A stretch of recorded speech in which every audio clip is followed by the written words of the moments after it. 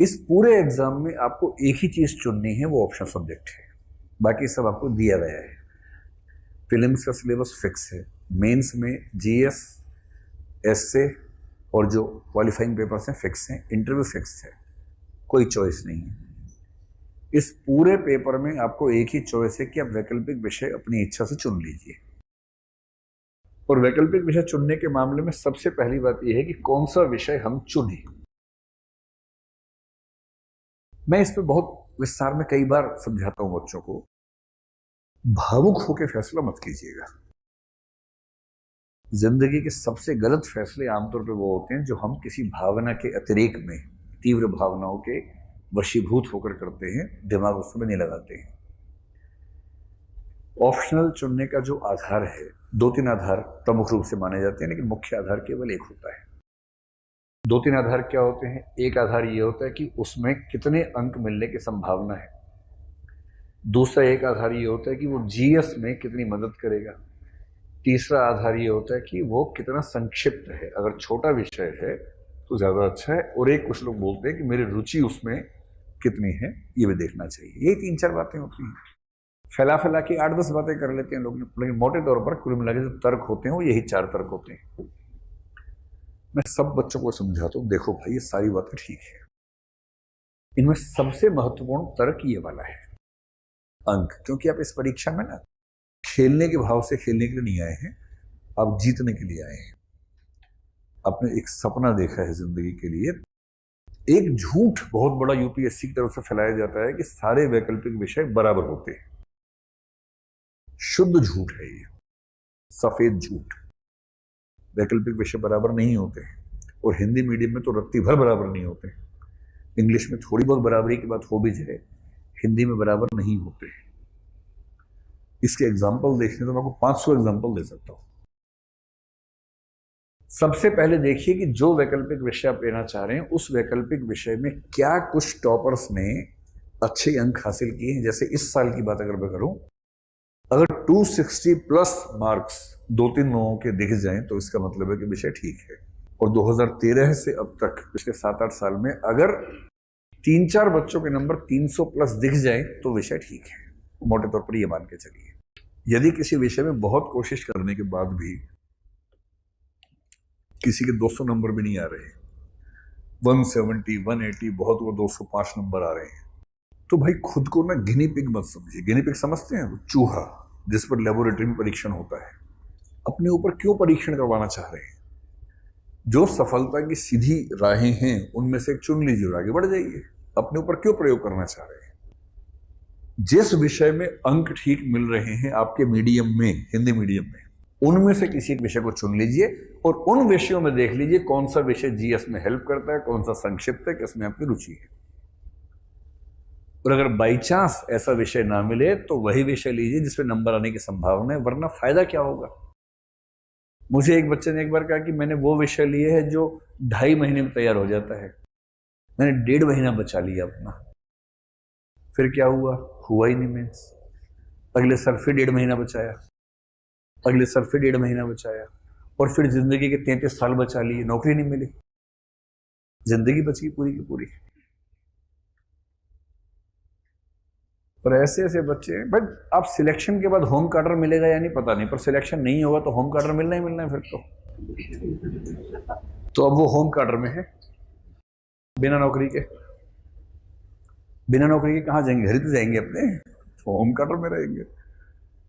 तो मैंने 1.5 महीना बचाने के लिए जिंदगी गंवा दी।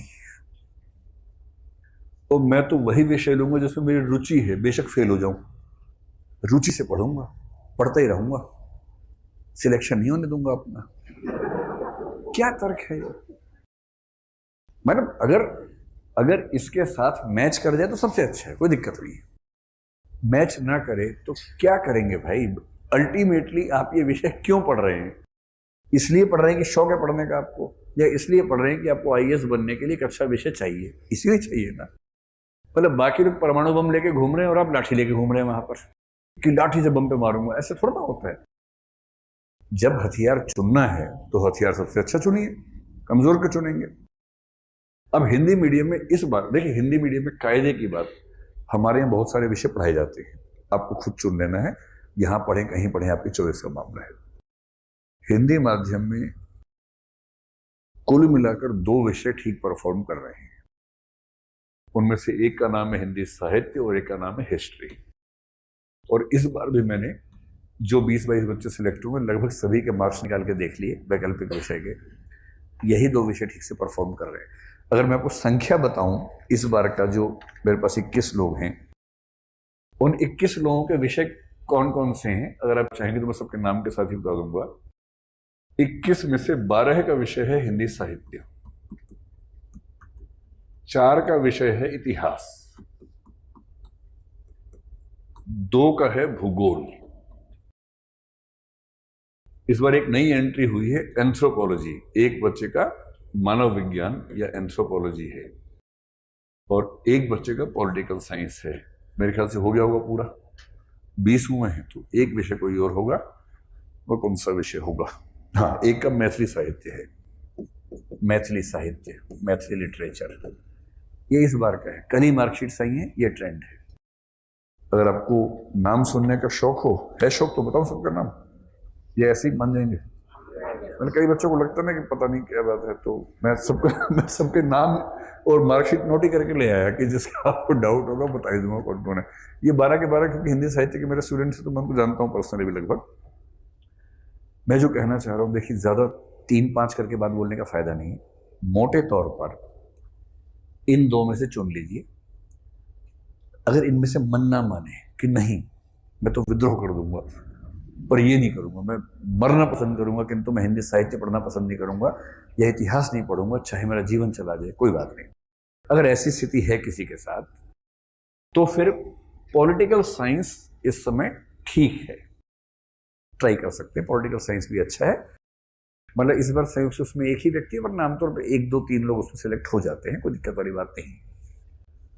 एंथ्रोपोलॉजी इस बार एक नया ट्रेंड सामने आया है, अच्छे नंबर एक बच्चे गए हैं। अब आगे देखना है कि ट्रेंड कैसे रहता है, आगे ट्रेंड अच्छा होगा तो उसको भी ऑप्शन के रूप में रखेंगे, लेकिन फिलहाल बहुत स्कोप नजर मुझे नहीं आ रहा। लेकिन वेट करेंगे, 1 साल और देखेंगे, फिर उसके बारे में बात करेंगे।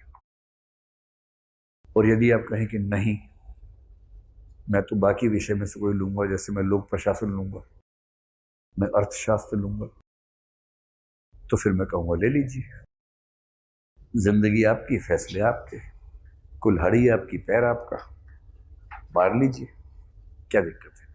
ये तो अपनी चॉइस की बात है।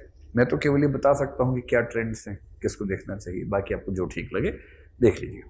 लेकिन वैकल्पिक विषय जो भी लें, एक बात ध्यान रखिएगा, अब उसमें चॉइस नहीं आती है, और वैकल्पिक विषय कहने को 500 नंबर का है। जीएस में 1000 में से हिंदी माध्यम में हाईएस्ट मार्क्स आते हैं 370, 375 जैसे इस बार आए, और वैकल्पिक विषय 500 में से हाईएस्ट आते हैं 275 इस बार के। यानी वैसे 500 नंबर का अंतर है, लेकिन स्कोर में केवल 100 का अंतर होता है। और इसलिए कहा जाता है कि जो असली निर्धारक है इस एग्जाम में वो ऑप्शनल सब्जेक्ट है, न कि जीएस है। क्योंकि जीएस में आप देखेंगे जैसे 5 बच्चे हैं बहुत अच्छे, उन 5 के नंबर आमतौर पर बराबर आएंगे, 375, 373, 378, 372 ऐसे आते हैं। उनका जो सारा खेल चेंज होता है वो ऑप्शनल में चेंज होता है। और कई ऐसे लोग हैं जो अपना ऑप्शनल छोड़ते हैं, नया ऑप्शनल लेते हैं, और एक ही बार में, एक झटके में आईएएस बन जाते हैं, क्योंकि उनको समझ में आ गया कि जिस ऑप्शनल में वो हैं उसमें सफलता मिलेगी नहीं, तो क्यों ना दूसरा विषय ले लें।